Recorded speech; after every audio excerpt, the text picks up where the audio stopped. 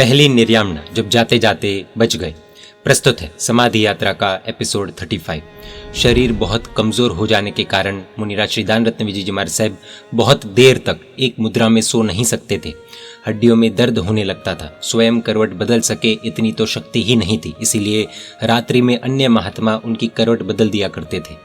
करवट बदलना तो दूर, मुनिराज अपने तन पर बैठे हुए मच्छर को भी उड़ाने में सक्षम नहीं थे। मच्छर भी अन्य महात्मा ही धीरे से हटाया करते थे। बोलने की भी शक्ति नहीं होने से मात्र इशारा करके या एकाध शब्द बोलकर सूचित करते थे। लेकिन इस परिस्थिति में भी वे खूब चौकन्ने थे। मुनि श्री क्षमारत्न विजय जी महाराज साहब उन्हें दवाई पिलाते तो उन्हें रोक कर तुरंत इशारा करते, शेक वेल बिफोर यूज। उन्हें ग्लूकोज की बोतल चढ़ाने जाते तो याद कराते, हाथ सैनिटाइज किए। थोड़ा नजदीक आकर बात करते तो सावधान करते, ध्यान से, हाथ में सुई और नली लगी हुई है। प्रतिक्रमण पढ़ाते हुए कभी अनुपयोग से मुनि श्री क्षमारत्न विजय जी महाराज साहब से कोई भूल हो जाए तो स्पॉट पर रुकाकर सुधार करते, ये सूत्र बोलना है। ये सब देखकर तो कभी कभी मुनि श्री क्षमारत्न विजय जी महाराज साहब को विचार आता कि मैं उनका ध्यान रखता हूँ या वो मेरा। जेठ वदी दसम दिनांक 16/6/2020 के दिन नवकारसी का समय हुआ होगा। मुनिराज चैत्य वंदन करने के बाद मस्त थे। गुरुदेव शाता पूछने आए, हंसते हंसते मिले, वंदन किए, मुस्कान के साथ गुरुदेव को रूम से विदाई दी। मुनि श्री क्षमारत्न विजय जी महाराज साहब ने उन्हें पूछा, ताकत का अनुभव हो रहा है ना? शुगर लेवल में कोई गड़बड़ तो नहीं लग रही है ना?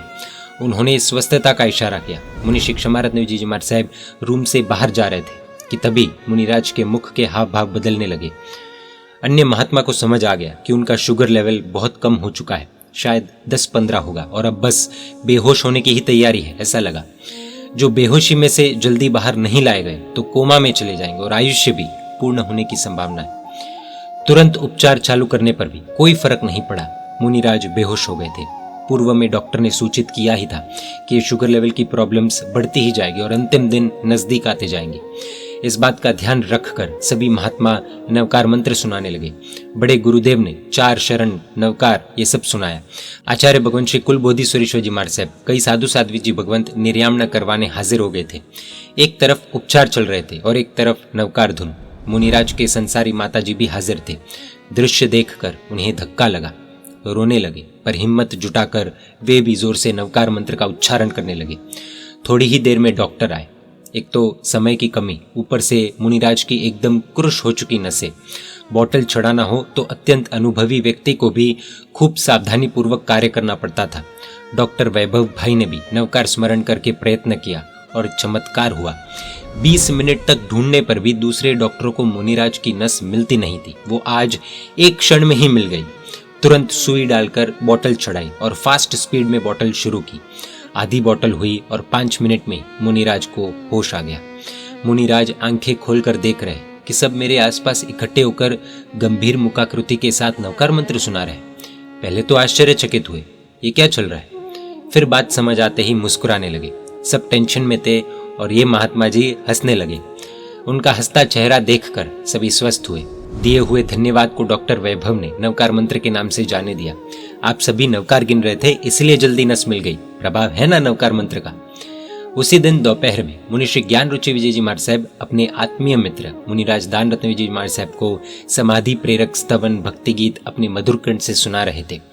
लगभग आधे घंटे तक एक लय से भक्ति संवेदना उन्होंने करवाया।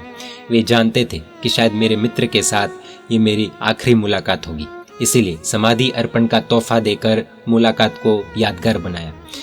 मुनिश्री के हृदय की आर्द्रता आंखों से छलकती ही जा रही थी, पर मुनिराज अपने भावों में स्थिर थे। मित्र के अश्रुओं का उनकी समाधि पर कोई असर नहीं हुआ। दूसरे दिन मुनि श्री क्षमारत्न विजय जी महाराज साहब ने मुनिराज से पूछा, आपको होश आया तब सब आपके सामने खड़े नवकार सुना रहे थे, उस समय क्या विचार आया? बोलने की शक्ति न होने से उन्होंने मौन पूर्वक आंखें ऊपर करके आईब्रोज ऊपर करते हुए थोड़ा सर तिरछा करके हंसते हंसते इशारा किया, बस सीधा ऊपर, और दोनों हंसने लगे। सभी महात्मा को संतोष हुआ कि उन्हें मृत्यु के विचार से कोई भय नहीं था। यह थी उनकी पहली निर्यामना, जब जाते जाते वे बच गए। परम पूज्य मुनिराज श्री त्रिपदी रत्न विजय जी महाराज साहब ने इनके बारे में क्या कहा था, देखिए। उन्होंने 20 वर्ष में जो साध लिया वो साधने में मुझे 20 जन्म लग जाएंगे। जय जिन शासन, जय महावीर।